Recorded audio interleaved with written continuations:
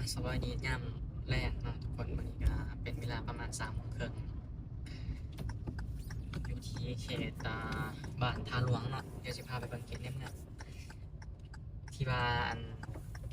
ไก่จะฮอดมือช่วงเหือเนาะกับโบไก่เนาะยัง2-3 เดือนนะทุกคนพอมื้อนี้วันที่5เนาะก็จะช่วงน่าจะที่ 8เป็นมื้อสุดท้ายสิ่งนั้นอันนี้แม่น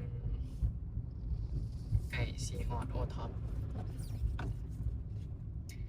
อันที่จริงในท่านี้กับท่านนี้มีกิจกรรมอย่างเถื่อเนาะอันที่มีกับแถวสารคามกับแถวนั้นแคมป์คองที่เป็นสวนสาธารณะเขาจะเห็นใหม่ฮะเนาะมีบูธมีอ่าคอนเสิร์ตต่างๆนะอันนี้ก็ถือว่ายังปกติอยู่สามารถเดินทางเข้าออกในปกติเนาะ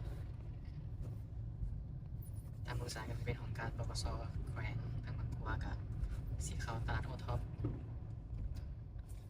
ตอนนี้ก็รู้สึกว่าเราเริ่มไล่ขึ้นเนาะเริ่มติดขึ้นแล้ว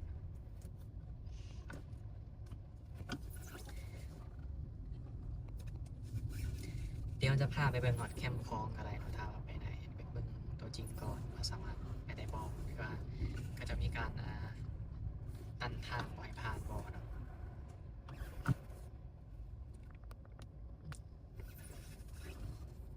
ครึมบรรยากาศยังครึมคือฝนสิตกนี่แหละ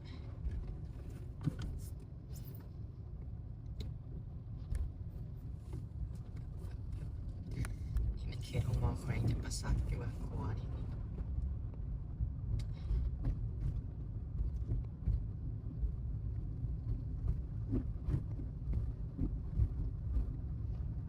แถวนี้รู้สึกว่าคึกทุกคนรู้สึกว่าคึกคืนเนี่ยรถไฟแดงหน้าโบสถ์นะเนาะสวยเนี่ย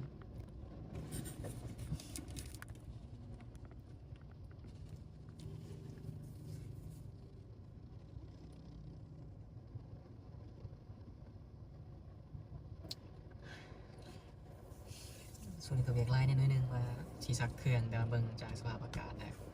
กับเวลาเครื่องน่าจะเห็นบ่ทันก็เลยว่าเอาเครื่องมาซักเนาะอยู่หันซักรีดเนี่ยในเมือง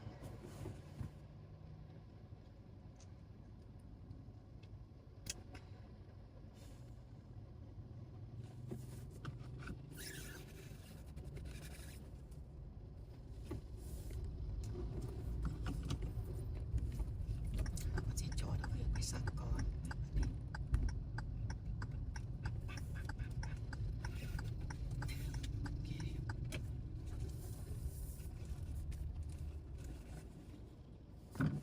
โอเคหลังจากที่เอาเครื่องไปซักแล้วเพิ่นก็สิพาไปเบิ่งแคมป์คลองเนาะอาจจะบ่ได้เริ่มจากสารคามแต่ว่าจะเริ่มจากเขตเซนโบสนี้เนาะเขาสิไปซื้อนี่ก็เดี๋ยวใส่เอาสมัยก่อน แต่ว่าตามข้อมูลน่ะแม่นทางปัจจุบันตามเตือนเราสามารถไปได้ปกติ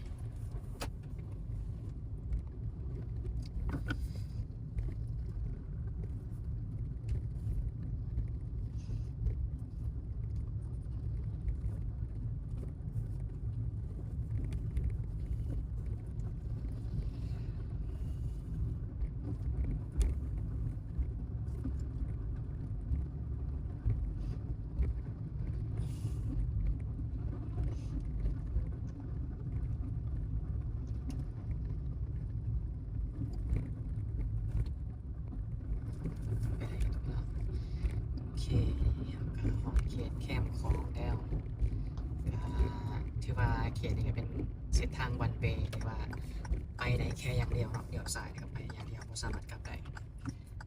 แต่ตัวบนพยายามหักษากฎระเบียบนำกันแหละสำหรับใครมาเขตนี้ครับว่า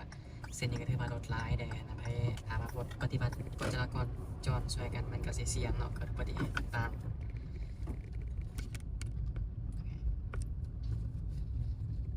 ถือว่ามีบูธมียังก็จะมาตั้งเต็มเนาะ คือตัวนี้ก็เป็นเวลา3 โมง 29 นาทีคิดว่าทรงแรกเนาะคนน่าจะมาอย่างหลายกว่านี้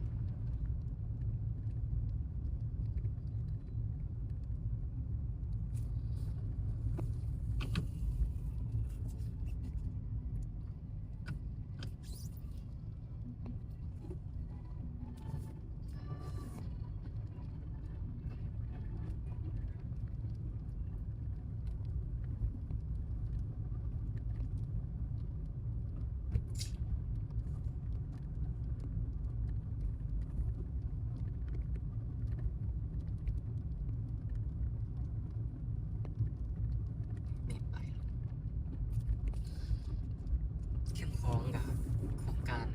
กันตะฝั่งเจือนที่ว่าปัจจุบันไปแล้วหมดแล้วทุกเขตถือว่าความยาวนี่ก็2-3 ลัก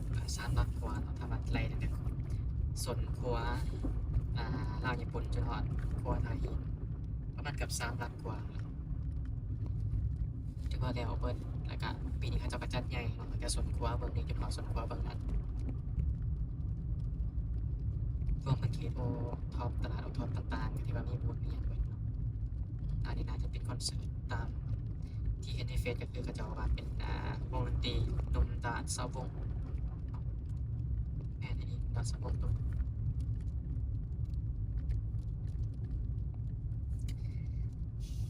ถือว่ากันตั้งแต่มีสวนมานี่ก็เขตนี้ก็นาเที่ยวนาย่างหลายเห็นเนาะเพราะมันบ่ไงแล้วก็คนงานจะสะอาดมาได้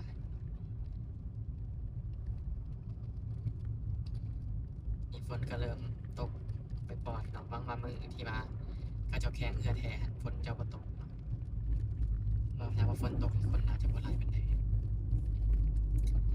ก็มีแต่สิขอปิดคลิปซ้ำนั้นเด้อทุกคนเด้อมีแต่ไผที่ว่าอยู่เขตใกล้เคียงเนาะหรือว่าอยู่ในปากเซเล่ๆแขวงจำปาสักก็สามารถมาเที่ยวได้เนาะตามที่ผมก็คือบนสุดเดือนนี้ก็เริ่มแล้วเนาะตั้งแต่มื้อนี้จนฮอดวันที่8เดือน10ปี2025ครับสำหรับบนสุดเดือนประจำปีอยู่ที่ปากเซ